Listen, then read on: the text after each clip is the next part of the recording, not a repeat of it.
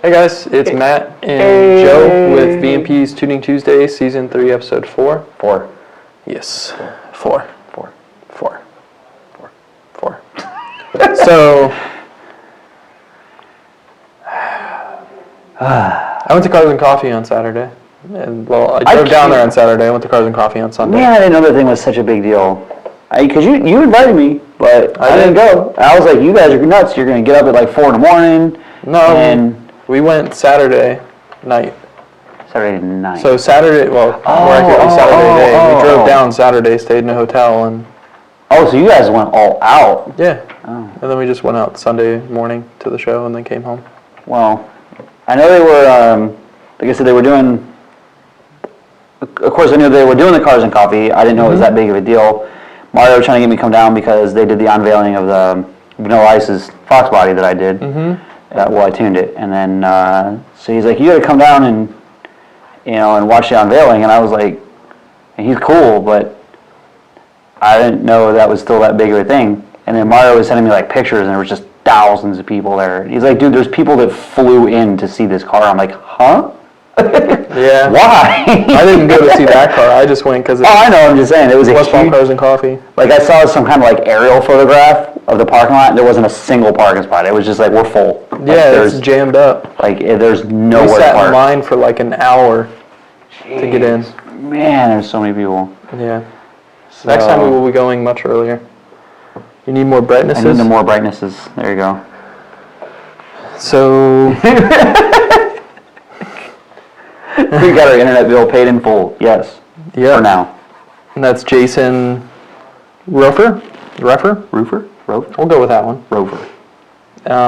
Yes, we did get our internet bill. Justin paid the bill. We actually paid 2 months in advance, so hopefully... It's actually prepaid internet, so if it starts to go down, it's because we ran out of minutes. Exactly. We'll have to go get another card. Remember those track phones? Exactly. You had a track phone, don't lie. What's a track phone? Oh my god, you never had a track phone when you were a kid? Are you talking about a trap phone or a track phone? Like, see? You had a track phone. It was like one that it came in like a little plastic package. Yeah, it was like a plastic bubble pack package. Like a little tiny guy like this, and you bought the prepaid mix for it and stuff. Absolutely. Track phone. Everybody had a track phone back in the day. It was like 100 minutes for $10 or something like that. And that's what they would call a burner phone on top shows and whatnot. That's a track phone. It's like a burner phone. I don't know if I just misheard people. I always thought that was called a trap phone. No. Yeah, no, you just the brand. No, it was the actual brand was TRACK. It was a track phone or TRC or something like that. Yeah, but you're right. It's track. You used to buy them at Walmart. My bad. Stuff at Walmart, Kmart, things like that. Yeah. Showing my age here. Kennedy Kelly, what's up, guys? It's been a while since I could catch an episode. Well, today's the day. Today is the day. An episode today. Tell us all of the questions of all the things you would like answered. And we will try our best to answer them, or act like we know how to answer them, or defer you to someone who can answer them. It's all the above sometimes. Bruce Springsteen. Bruce Sponholtz, the Shelby GT500 mod motor is running a Ford Racing crate motor wiring harness and ECU. It seems to be down on boost because I don't have cats and I'm running ceramic coated headers. I'm confused.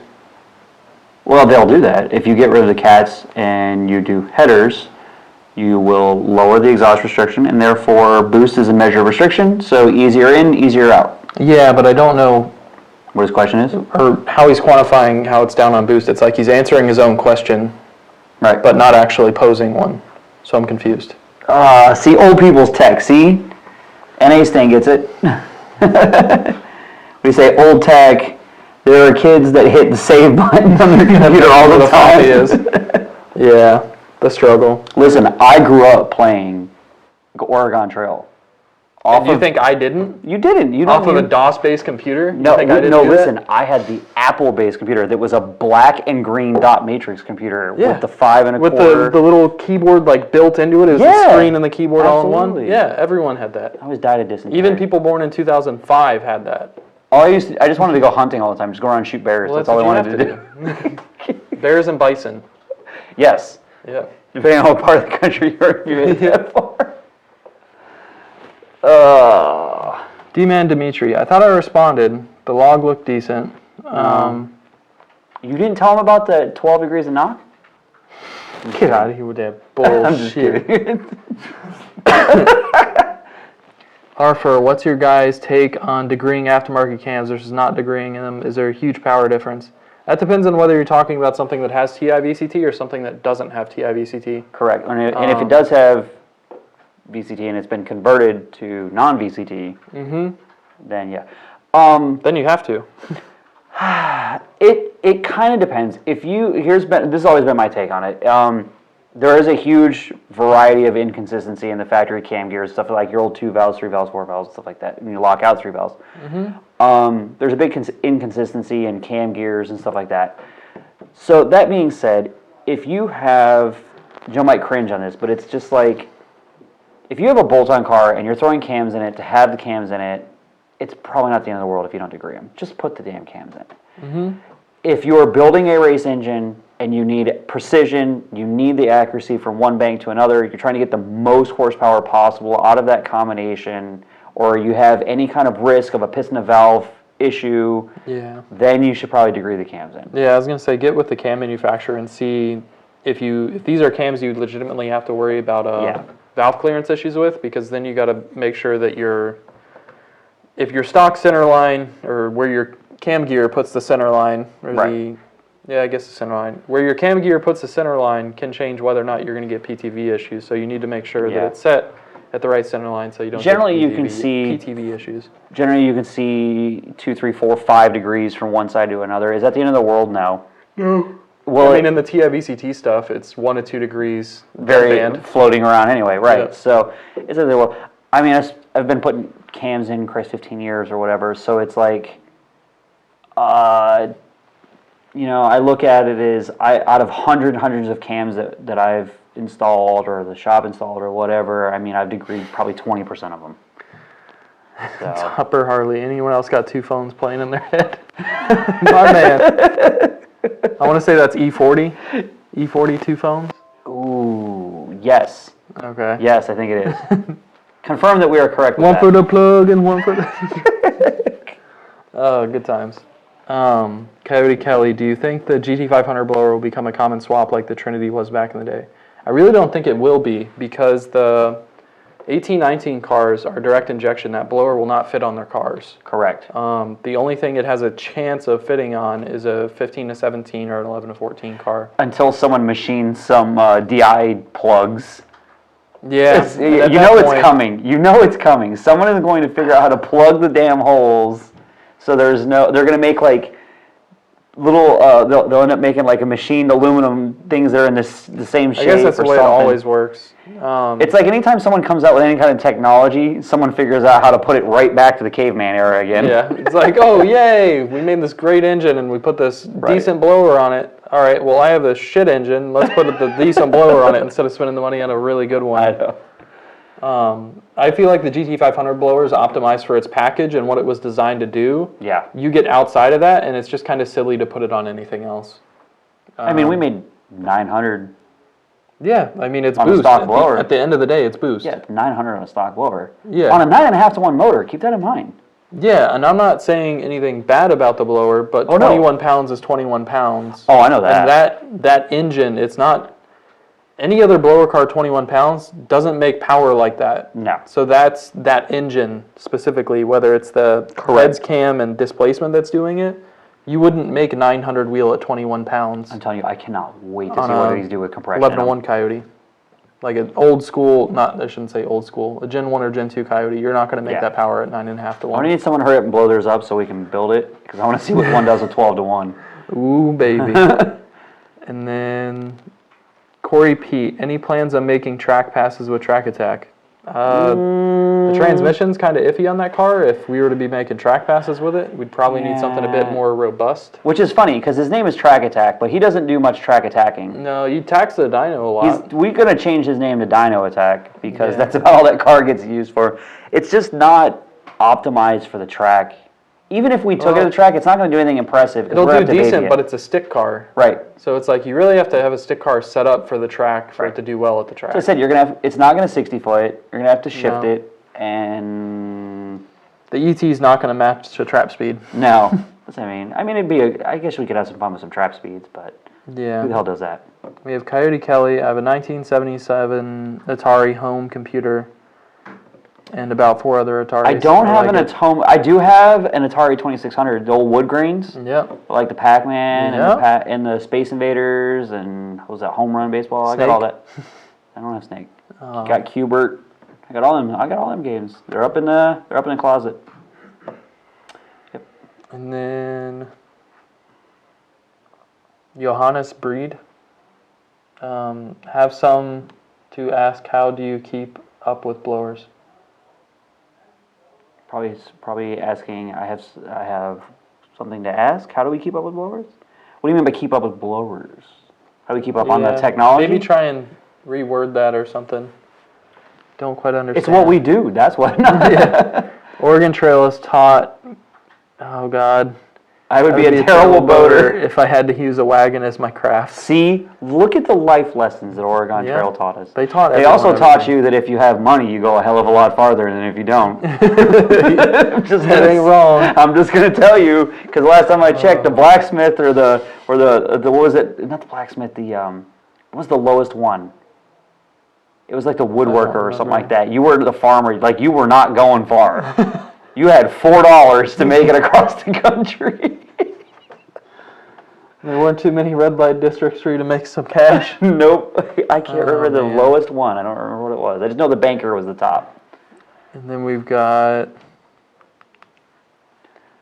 Bruce Spanholtz looking for a good tune for the car project Breathless. Can you help with the Ford Racing ECU programming? Yeah, we already told you. I think that was 3 weeks ago-ish. I don't remember. Yeah, just call in, talk to sales. Order a tune.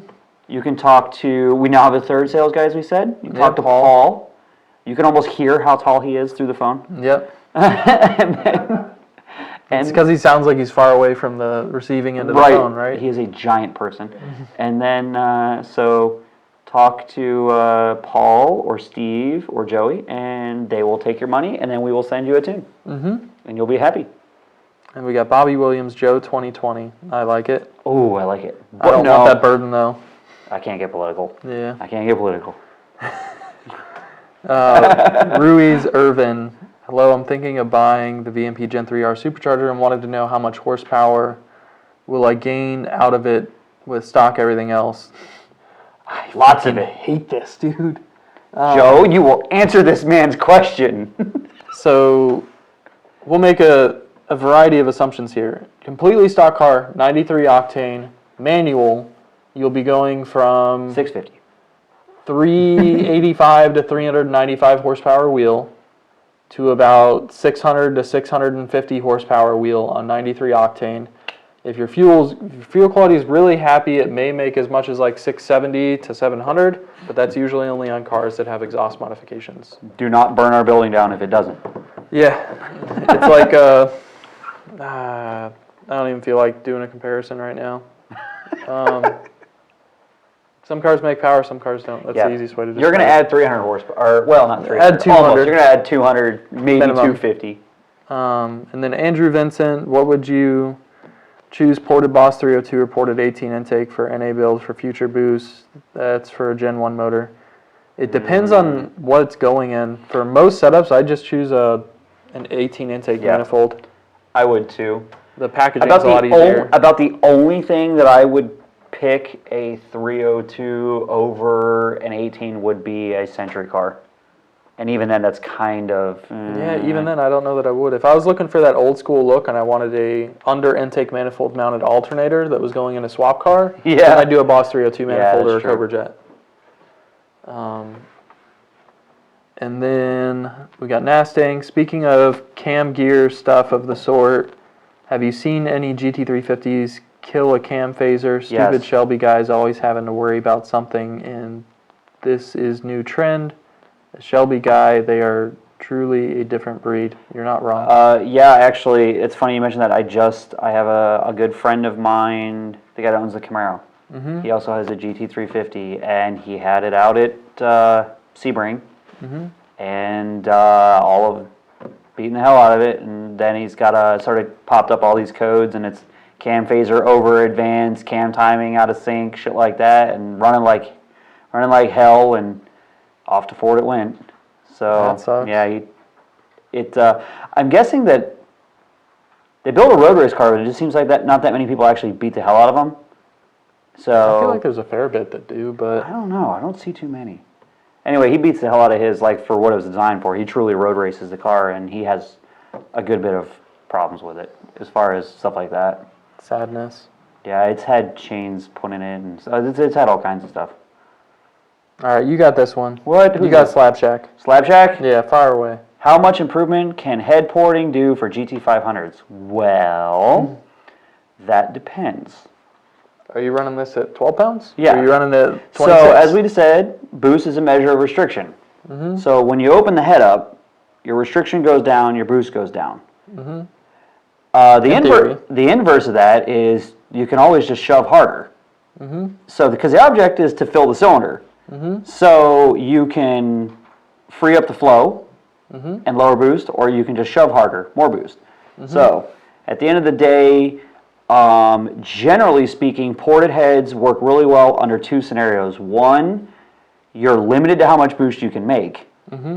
Usually a pump gas situation, or if you're out of blower.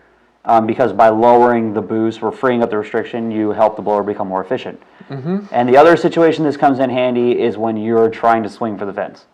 Yep. And you just need everything else. You need all of the airflow. So, ported heads generally don't do anything on a situation where you can just shove harder, aka turn the boost up. Yeah, they... That's my general take on GT500 it. head, I think... GT500 head is a 4 GT head for all intent and purposes, so... I think that there's a little bit of gain to be had by doing it, but it's not tremendous. No. Not on a blower or turbo setup, at least. No. Except for, again, a max effort, something like Rebecca's car or my car, where most of your gain is from porting the exhaust side, helping get the chamber out. Because, again, you have something shoving air in, but you don't have anything sucking the exhaust out. So, generally speaking, it's reserved for kind of later on in life builds. Yeah. Like when you start running out of other things to do. Exactly. And we've got Coyote Kelly again. I would not disconnect the direct injection on my 18 either. Maybe GT350 guys will be the ones who will be wanting to swap. That's Probably. It's already got the snake on it. It's already a 5.2, yeah. I don't know how the hood clearance will be with the GT350, but I guess there's one way to find out. That's a good point. I didn't think of that. I bet they would. And then Alex Cadell. When is Track Attack going to get a 12-to-1 compression test? I don't know. And we have Janssen 5.0. Is the Mach 1 going to have a 5.2? I don't know. I don't know that I one. feel like the people at Ford do, though. I've heard rumors that it's coming. I'm sure it is. It's about the only one they haven't brought back. They brought back the Bullet. They brought back the GT350. They brought back the GT500. They're running out of cars to bring back. So I figure the Mach 1's got to be next. Yeah. But there's some kind of shaker hood on it. No. Yes. We have Gap Time. Considering upgrading to a VMP Gen 3 from Roush 2300 on my 17 GT, I'm already running FIC 1000s, 167 throttle body PMOS, and VMP triple pass heat exchanger and a 79mm pulley.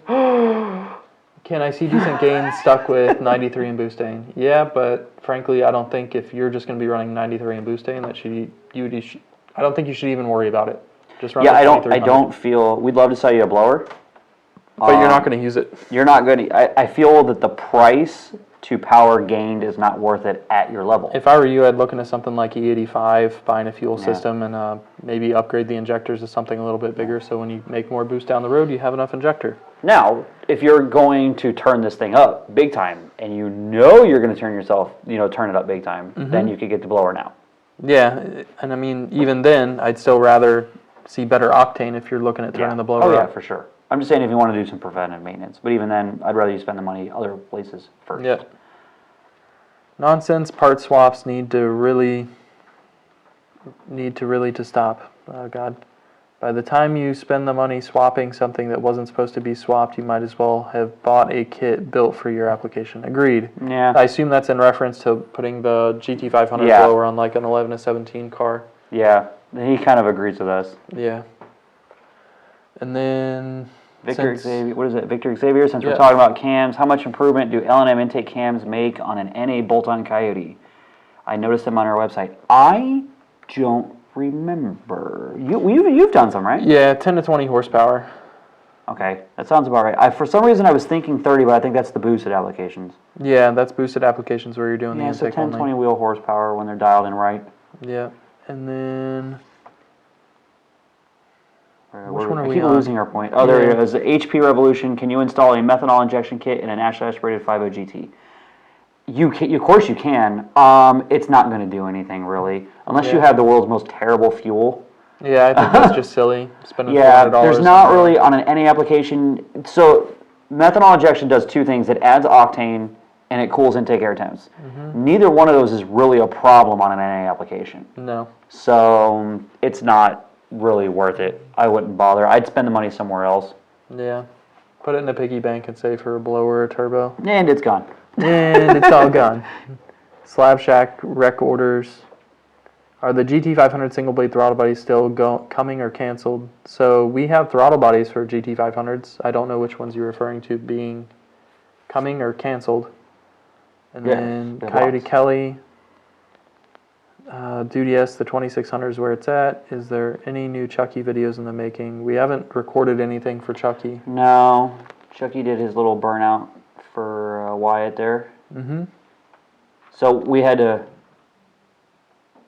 Chucky barely started. It had sat for so long. Yeah, the battery. And then we did a burnout, and then we parked it again. Yeah. So I've been admiring Brian's dedication. Oh man. You know that saying where you work, you're trying to be lazy, so you actually make yourself work harder in order to be lazy. That just fell into that car. I feel him. Oh, I do too. I'm just saying. And then we've got Jason Reffer. Am I leaving a lot of horsepower on the table if I don't tune my Gen 1 swap with 18 intake, long tubes and free-flowing exhaust? If so, how much? So if you're talking horsepower and it's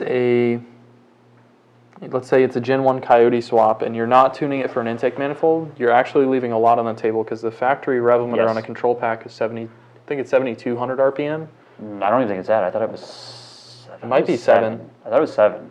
So from just a horsepower standpoint, especially if you're looking at a peak horsepower number, stopping revving an 18 manifold at 7,000 RPM versus revving it up to 77 or 8,000 is a big chunk of power. Plus the power you're going to gain from the tune itself. Yeah, exactly. So I'd probably tune it. Yeah. Michelle can do that. Yeah, we can all do that. Andrew Vincent, thanks guys. Motor and 6R80 is going in my 87. Awesome. Where? This one. I missed that one. Oh, I was on the wrong page. Jeez. Yeah, there's a lot of questions coming in today. And then Topper Harley. So when storing a car for winter, do you think firing it on a warm winter day because cabin fever is good or bad for a car when I warm it up to temp? It's never a bad thing.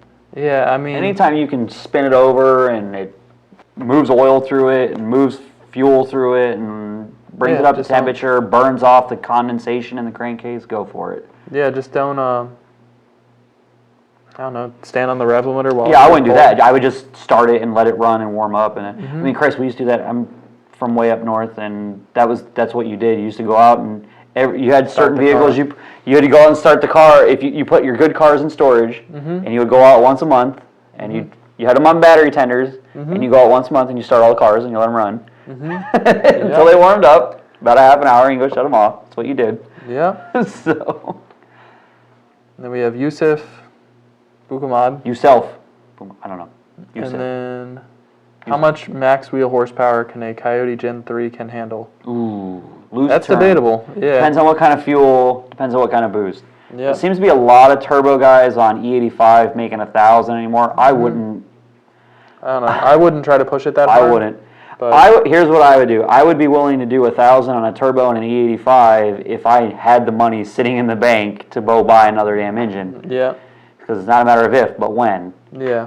We with the superchargers and what we do, we safely rate them at about 800. Yeah. If we know that they'll pretty much do 800 and not really bother you. Yeah. And then you got this one.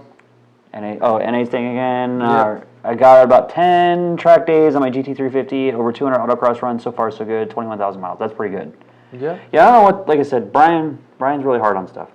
So, I don't know. He beats the hell out of it. And the GT350s have those revolution counters in the ECU before they require... Yes, they do. Cam timing changes, or not cam timing changes. Cam change... Yeah, it's something like... There's changes and stuff like that. It's something like there's a code in it. Something like if you hit the limiter X number of times, you have to replace the chains or something like that. Mm-hmm. It's really weird. It's very strange. Somebody, listen, Ford paid somebody to put that there. To map it all out. James Crook, Sr. Hello, is VMP still in with American Muscle? I have a Gen 2 VMP 2.3 Supercharger stage. Can't find the stage 3 upgrade for my model. I don't know that there's a stage 3 upgrade for your model, especially not on American Muscle's website. You'd have to go directly to our website to I would call us, see what we can do. But we don't have a stage 2 to stage 3 upgrade. It's basically you buy the parts that are included in a stage 3 and you sell the ones for your stage 2. Which we will do. Yeah. And then... Or if you want to order through American Muscle, we can tell you what to order and then you can order through them. All right, you got Brandon. Who's Brandon? Brandon Lewis. Brandon Lewis. Is there an advantage of running an HP Tuners-based vehicle versus an SCT-based vehicle? Not really. As long as you're talking about the same changes being made in both files, correct. There's no advantage or disadvantage to using either. The only advantage, I tell people use whatever your tuner wants, and that's number one, is use whatever your tuner wants you to use. And if you're comfortable with that tuner and he tells you to do something different, don't argue with him. And then, but at the end of the day, the only other advantage would be if there is certain parameters that you need access to that isn't in one and is in the other. Then yeah, just get with your tuner and have a very clear and concise idea of where you want to be with the car in the next couple of years, and you can see which tool will do the job for you. Correct. In most cases, it's going to be both.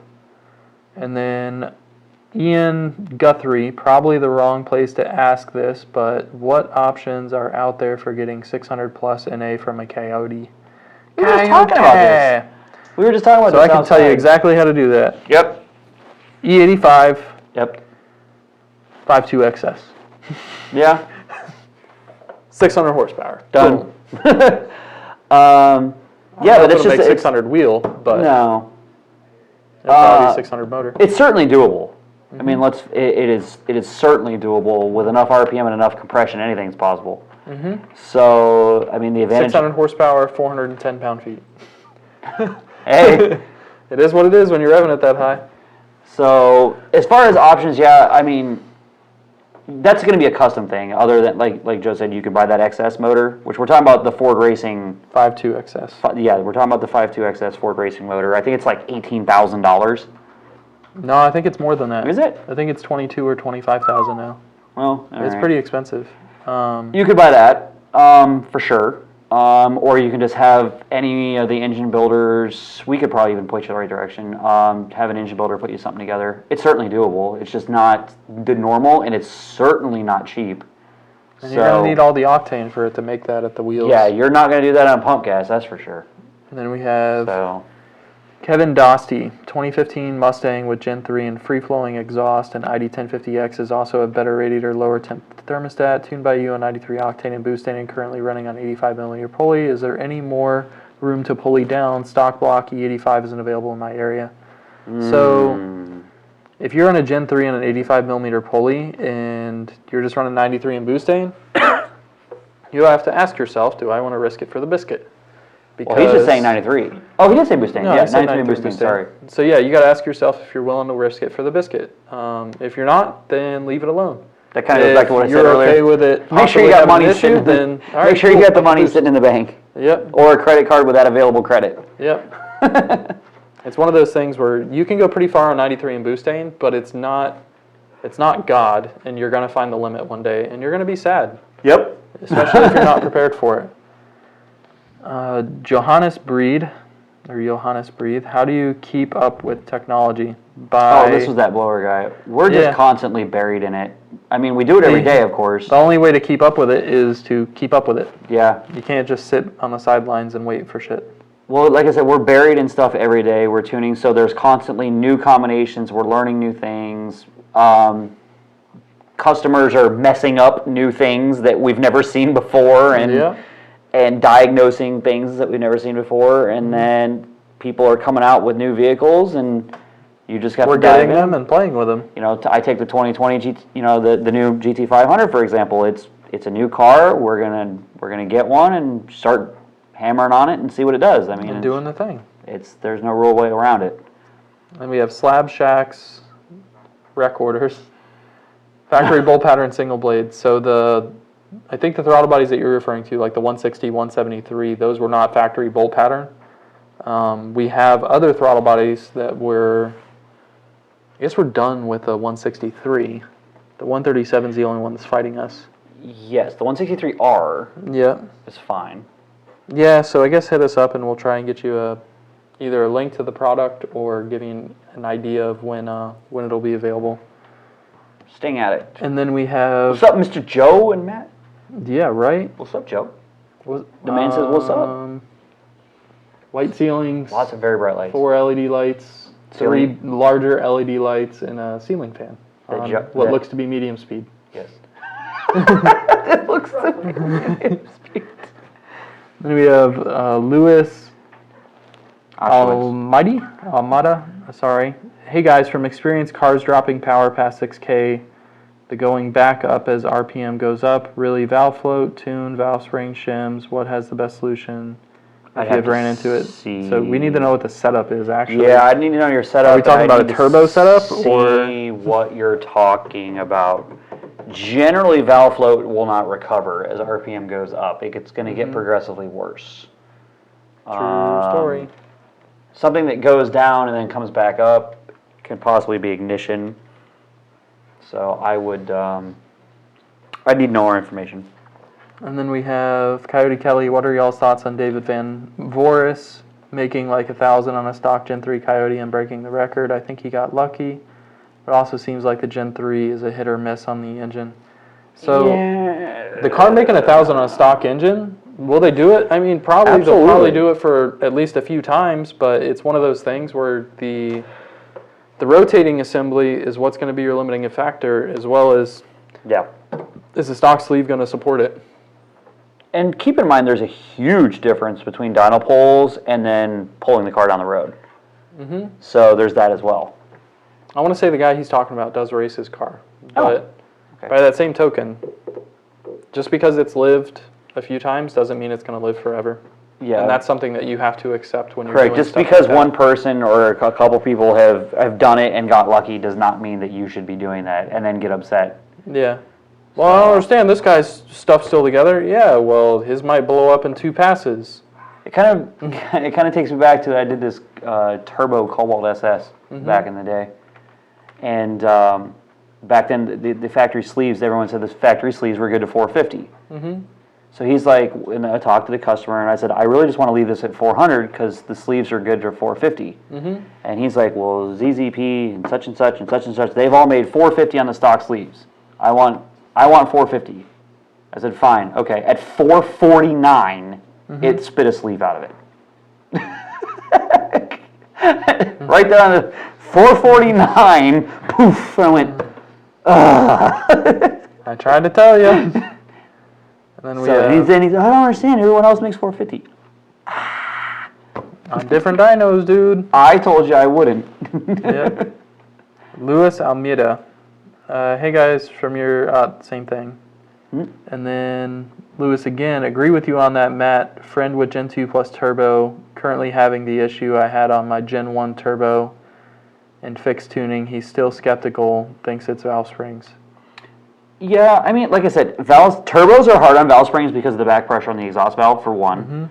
And then there's other kits that have more back pressure than others.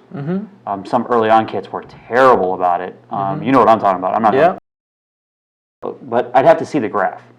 Yeah, it does. And the whole time you were doing some testing, especially when you don't have a throttle bar or air filter on it, that thing screams, dude. That's all you hear in the tuning office. Yep.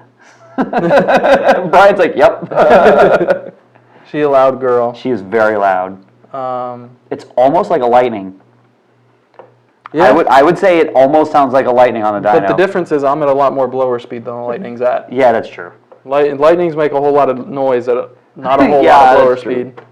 That thing was, dude, anytime you do a pull on that car, it's screaming. And I'm like, yes, that thing sounds good. It's singing. Sing us the song of your people. All right, well. Are we doing a 30-minute or are we doing like a 40-minute? Wait, we got to do Brian's weekly question. He forgot. Oh, man. See, he forgot. We're at 30 minutes right now. So, Okay. But there's still questions rolling in. Then we'll take your question for now and wait for But he doesn't have one right now. He forgot about it. You have no question? I forgot, honestly. That's okay. It's okay. There must be some. Hit me with a Dragon Ball thing. Ooh, I don't know none about that. I'm stepping out. What we got? What's Dragon Ball? What? Trivia, go.